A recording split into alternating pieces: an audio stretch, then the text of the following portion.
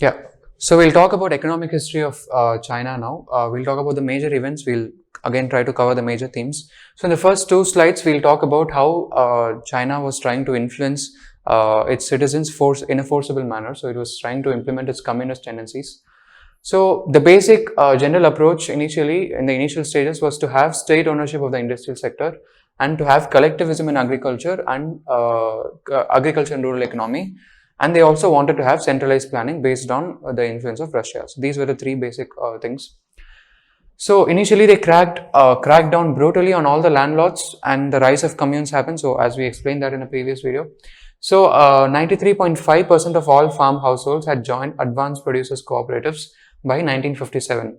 So the private land was completely abolished. Landlords were completely taken out of their position. They were killed in large numbers, and the land was taken away and put into advanced producers cooperatives. So that was about that. So there was a strict control of money, just like in India. India also had very strict control of money. Banks were nationalized. Even in India, credit flow was restricted. In India, credit flow was not restricted. It was determined by the government about where to really put it. Government budgets at all levels were centralized. In India, we did not have a complete centralization system. We also had state governments and local governments. But here, the government system was completely centralized. Currency was under the government control, just like in India. So currency was not really convertible. So that was one major point. Direct and active involvement of Soviets in building industrial China. So China did not really think about this non-alignment movement like India did. They directly sought help from Russia. Russia was very industrious at that time. It was growing and it was competing directly with the USA. So the Russian scientists and engineers, they came to China. They constructed a lot of industries, especially in cement, in coal, in iron and steel, fertilizers and all. So Soviets were very instrumental in early industrial rise of China. So a very strong foundation was built with the help of Soviets. By 1956, approximately 67.5% of all modern industrial enterprises were state-owned and 32.5% were under joint public-private partnership. So this is the level of efficiency of the Chinese government. In 1950, the entire country was war-torn. There was complete chaos, complete anarchy. But after the Communist Party took over, they were so efficient and they were so brutal that 67.5% of all modern industrial enterprises were state-owned and 32.5% were joint public-private ownership. There was no such thing called as a private ownership in China. So that was one major point. Thousands of industrial and mining enterprises were constructed, including 156 major facilities. Many of them were in the fertilizer industry also, because China recognized earlier that having fertilizers, having advanced technologies was very important to be sufficient in agriculture. So industrial production was growing at an annual rate of 19% between 1952 and 57. That was a significant increase. This was basically because all this development in agriculture industry was basically because the people of China, they were forced. They did not really have a choice. They were not told, if you have a land, you can continue cultivating a land. If they were not productive with that land, they were simply taken away by the army and forced to work in different places. So the national income grew at a very impressive 9% a year. It was comparable to other economies in Asia like South Korea and Japan. So the targets, on the other hand, they were unrealistic in general, not just for agriculture. The targets were unrealistic overall because the leadership wanted the country to grow at a very rapid pace. So that was one thing. So China also followed 5-year plans, just like India did. So both of them were inspired by Russia. So China's first 5-year plan was not really successful. They wanted massive increase in productivity, but it did not really work out. So they thought their system needs to have some sort of a change. So the leader Mao Zedong, he thought that the people of the country have to spontaneously rise up and contribute to the economy of the country. So it relied on that. So there was this stress on a dramatic, great leap in production across all sectors of the economy at once. So they wanted a massive increase in agriculture, massive increase in industry and all. So we talked about these two interesting and important concepts: great leap and great famine, where people were forced to work. Industry was growing at a very sharp rate. But at the same time, in 1961, it collapsed altogether because of agriculture. So that was about Great Leap and Great Famine, which we discussed earlier. So the first two slides basically talk about the authoritarian tendencies of China. The major point of difference between India and China at this period is that India was not really authoritative. It was a democratic republic, and the hold of the central government of India over the people of India was kind of negligible. India was even called as a functioning anarchy by many people, by many observers. But China was not like that. The Chinese government, the communist government, had complete control over how the economy of China will progress. So that was one major difference.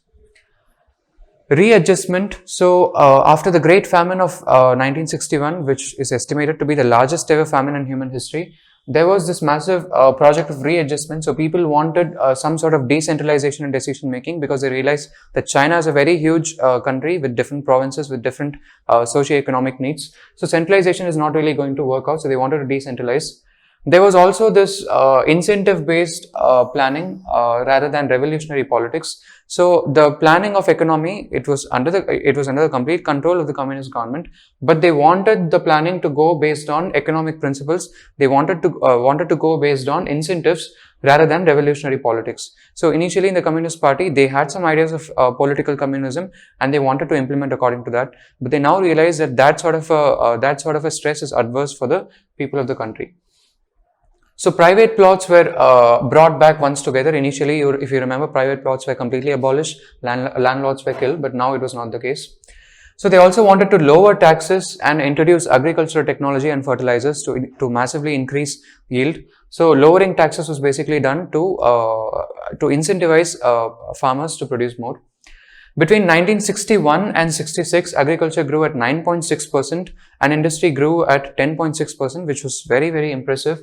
During that same period, China in fact had a war with India. India was massively affected by that, but China was not, because the people were already working in a revolutionary spirit to improve industry, but India was struggling. There was this brief period of interlude. This entire slide talks about, in general, opening up of China, about stress on reform, stress on being rational towards economic policy. But this was one period of irrationality. So this was called as a cultural revolution. This is more related to politics than to economy. But it had some small effect. Under the Cultural Revolution, people were openly suspected of not being a communist, of being a revolutionary, anti-revolutionary. So they were killed or forcibly taken away. They were put in harsh conditions. They were made to forcibly work in some other place. So there were many skilled people who were educated, like engineers and doctors, and so many of them. They had questions about China's policies, but they were forcibly sent away to the countryside. The proper planning did not exist about how to use China's resources. So Cultural Revolution had a minor impact on the growth of the Chinese economy. After this short gap, we also had this resumption of systematic growth. So in systematic growth, China focused heavily on economic principles that actually worked, instead of leaning upon communist principles. So they opened up universities. They realized that universities, especially technical universities, are going to be the pillar of the rise of China. So they opened up a lot of universities, and higher education was back in focus. Foreign contracts was expanded. So again, the major difference between India and China is manifested in this point. India was very apprehensive towards having any sort of link with a foreign company. They did not want foreign investment at all. It was apathetic to foreign investment. But China realized very early, even in 1960s, we're talking about 1965, 66 here. So even in 1960s, China was very open to receiving foreign investments and foreign technology. So there were major facilities for chemical fertilizer production, steel finishing, oil extraction and refining, all done based on foreign contracts. The Chinese people will work, but the foreign people will provide the technology and expertise. So the chemical fertilizer production, for example, it was one of the largest in the entire world. So the fertilizer industry, which is so strong in China now, had its foundation in this particular period. So there was this vision to mechanize agriculture and modernize completely by the end of the century. So this was very explicitly stated by the leaders of the country. Mao Zedong was the initial revolutionary leader, if you remember. He had his high dreams and political ambition, but there were other leaders who succeeded him, who were not politically ambitious, who were not politically minded. They were moderates who wanted to think about economic welfare. So they talked about 4 modernizations. Modernizations in education, modernizations in technology, industry, agriculture and all that. So they wanted to rapidly improve and be a very industrious nation by the end of the century. So that was the explicit vision. We are talking about 1960s here. So the liberalization started in 1978. The policies, the reform policy continued in the 1970s under Deng Xiaoping. Deng Xiaoping was one major person in Chinese economic history. So the liberalization started in 1978. If you remember, it started in our country in 1991. That too after a major balance of payment crisis where India was humiliated in the international forum. So liberalization started in China in 1978. New policies strengthened the authority of managers and economic decision makers at the expense of party officials. So the agenda was very clear for the Communist Party, who they wanted to give more power to experts in the field. They wanted to be sort of elitist to some extent. So the people who were educated in particular fields, they were to decide how things were supposed to go forward. It was not based on any political ambition. So party officials gained lost a lot of prominence at this point of time with the rise of economic decision makers and managers. So that was one major point. There was some amount of initial political resistance, but people realized the quick benefits because they saw China rapidly improving in GDP and every other aspect. So they were silenced after some time. So at this point of time, people also recognize that if you give material incentives to workers, then they will work better. So initially, under this communist regime, there was this concept of giving working points to the people. So if you remember, the people were organized in communes, so they were supposed to work for the community. So they were given points, working points, and according to those points, you will receive some sort of benefit. So there was no actual concept of a wage at that point of time. So now wages were back quite a long time ago, but they were heavily emphasized at this point of time. So economic research was based on that.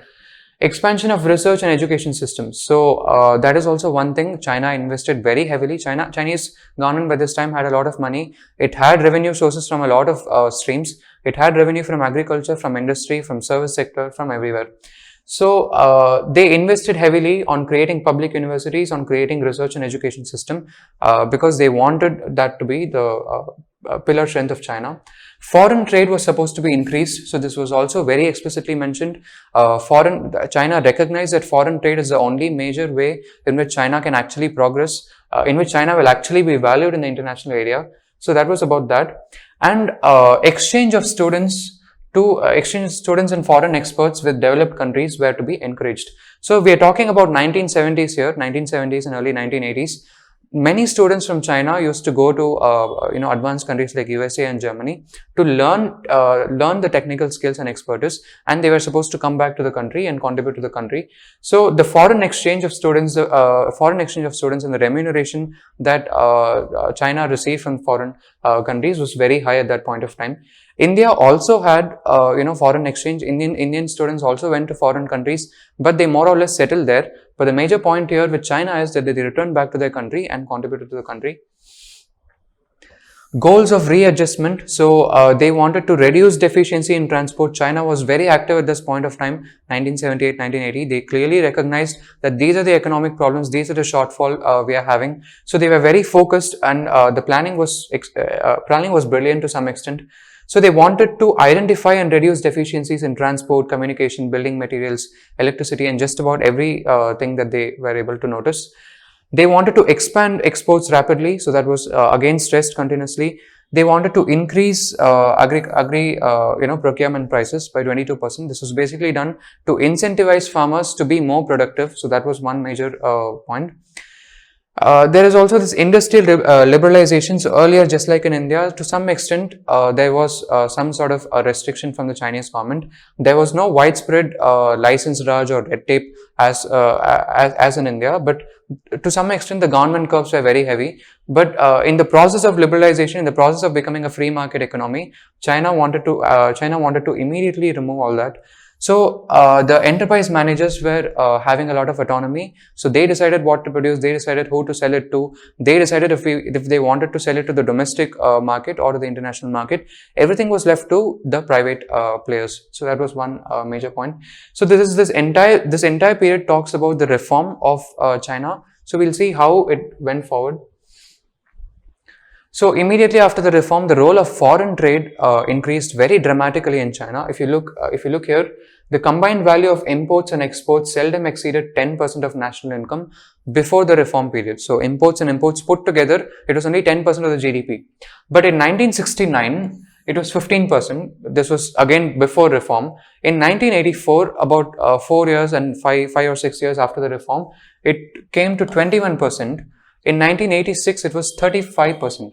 So this was the golden period of Chinese exports. This was the time when the entire world recognized that China could be their manufacturer. So a lot of foreign investment came in after 1978. A lot of technologies were imported, advanced technologies were imported, and private players were given the free hand. Industry was booming at that point of time in China. So if you remember, parallelly for India, India was still very restrictive. India did not even allow foreign direct investment to have a significant stake in Indian companies. Many foreign companies did not think India as a viable choice. They actually went away. In early 1980s, India was trying to stimulate industry. They wanted to reform to some extent under Indira Gandhi's last government. So if you remember, Maruti was one major initiative taken up by the government, and they wanted to work on that, but it was not as successful as China, because China had opened up about 6 to 7 years earlier, and India had still not opened up. So moving forward, most common foreign investments were joint ventures between foreign firms and Chinese units. Technology transfer was conducted by importing whole plants, equipment, and design as an important mean of progress. So they realized that foreign investment is extremely important. So it is at this point in early 1980s that Chinese government, they decided to establish special economic zones in various cities. So SEZs were established in various cities, and foreign investment came poured in. At this point of time, if you remember, you also have this city in China called Hong Kong. So Hong Kong was under the British control, but in 1996, it was supposed to be given to China. And the Western powers had some experience with how, indigenous Chinese people could work. So they had a vision of Hong Kong with Shanghai. They had a vision of Hong Kong with Shenzhen and all that. So that was the vision, and SEZs were established widely. Technology transfer was encouraged. So the government wanted to incentivize private firms which were able to import technology. So entire plants, equipment, and designs were imported from developed countries, especially from USA and Germany. So foreign trade is really China's boom. It is one of the most prominent reasons for why China is so successful now. In 1995, for example, it was only 3% of the trade. By 1995, China had actually liberalized its economy. It had made it a free market economy at the expense of political power. And but still, the growth was only at 3%. But the 2000s was a golden period of Chinese expansion. Every single year, the growth rate was more than 10%. And the share of foreign trade, the share of world trade for China in 2018 was close to 12%. So that was a meteoric rise of China in the global market. There were only two major problems. They were not very important over the course of time, because eventually people realized that the prosperity of an average Chinese person is going to massively increase by opening up. So there was this concept of persisting inequality, which is still a major problem in India, major problem in China. There is a sharp divide between urban areas and rural areas. Urban people are very rich, and rural people had to live off land even after the reforms. So that was one major problem, and China is still trying to fight that. Waning party command in the free market. So when you open up the entire market to the entire world, you cannot try to bring back dictatorial tendencies. So that was not working out. But eventually, the party functionaries, they came together and understood that this is required for the country. So this happened with China. So what worked for China ultimately, and how does it compare to India? One of the first major points here is political mobilization in the revolutionary spirit. So in India, if you remember, it is a democratic republic country in which there are various factions, various political parties with opposing views about just about every single issue. About economy, for example, BJP has a different agenda. They think about liberalism more. About Congress in economics, they lean more towards socialism. So there were different political groups. They were not really seeing eye to eye so many times, and political mobilization was not very strong. China also had this revolutionary spirit which India did not have. In India, people were focused on surviving. They wanted to live. They wanted to simply be able to live off the land and grow to some extent. So India's progress was extremely slow. In fact, it was even called as a Hindu rate of growth. So that is how the Western powers used to condemn our country. So they used to call it the Hindu growth rate of growth. Between 1950 and 1980, our economy was growing at an average of 3.5% only. So in China, there is relatively less diverse population. That is one major thing, important contributor for them. They have similar socio-economic problems. There are some regions in China which are far off, like Tibet, like the Xinjiang region. So these regions were pretty far off. They had an entirely different socio-economic setup. But the majority of China was having a very similar sort of existence, and bringing them together was relatively easier. But in India, you had multiple languages, you had multiple states. Each state had a distinct culture. Each state had different state governments having different views about how development needs to go forward. So that was one major problem with our country. They were able to, in China, these 2 points basically say that they were able to quickly, unite together for the sake of economic progress. In India, because of our, democratic principles, which is good in many ways, we were not able to go as fast. So this is one thing which many people will definitely call, inhuman. It is not. It will not stand the test of humanitarianism now. So in early period of China, the Communist Party had really forced people to work, even if they did not want to work. Many people were taken away. They were forced to work. And thousands of people, if not, even millions of people died because of this forcible work. They were put in jails. They were made to work on dams, made to work on irrigation projects, industries, everywhere. So this forcible work, in spite of its, huge human cost, it had an effect in actually creating a lot of industries. And with the help of Russia, for example, China took active help of Russia.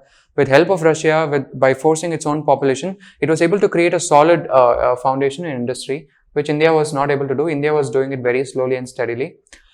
So there was this heavy support of foreign countries. India was always, it was on its toe to be non-aligned. It did not want to align with Russia. It did not want to align with the USA. So it sought help alternatively between, both the countries. But China was very clear. It sought help from Russia in all technical matters. Japan was a major trading partner. And after the reforms of 1970s and 1980s, US was investing very heavily in China because they wanted China to be a cheap labor market. So that is the next point. China really grabbed the low-cost labor title of the world. So they were one of the first countries, first very large labor market, to liberalize, and they were ready to work. They were ready to work for the world. Which India was not. India was still under the grip of self-sufficiency and protectionism. So India was not really opening up. So people quickly took up with China, and Chinese people were also efficient because China invested heavily in education and technical expertise. So low-cost labor was widely available, and after China took up the mantle, India could not really take up because China had already established itself. So that was one thing. Government's command on policy economy link. So compared to just about every other country in the world, if the Communist Party government thinks that something needs to be done, it simply gets done. So that is in many ways authoritarian. That is not democratic. That is not aligned with the humanistic principles that we adhere to. But it works for them. It somehow works for them, and the people are okay with it. There is this very strong command of economy. So that is one thing. So we also noticed initially that the strong command of economy does not always mean that the economy progresses. Initially, they suffered a lot, but after some time, they learned from their experience. They experimented a lot. They were willing to open up to the rest of the world, and it was a success for them eventually. So China was very ambitious right from the beginning. India was not, as ambitious as China. India always wanted to be self-sufficient. It wanted to, stand on its own, to not be guided by anyone. But China was very ambitious. It was willing to do just about anything to get prosperous. So it always compared itself only with Russia and USA. It wanted to go to that level, even in the early 1970s. So that was about that. Opening up much sooner than India. So, like I mentioned before, India was very protectionist. It did not allow foreign investment to come in. But China was never really protectionist. Even in the initial stages of communism, the foreign industries in the early and late 1960s, they were allowed to come in. They were allowed to bring in their investments and do something. Even though it was under government regulation, to some extent, it had already opened up. After the early 1970 and late 1970 reforms, China was massively opening up, and the world needed a lot of labor to progress rapidly, and China was the go-to person.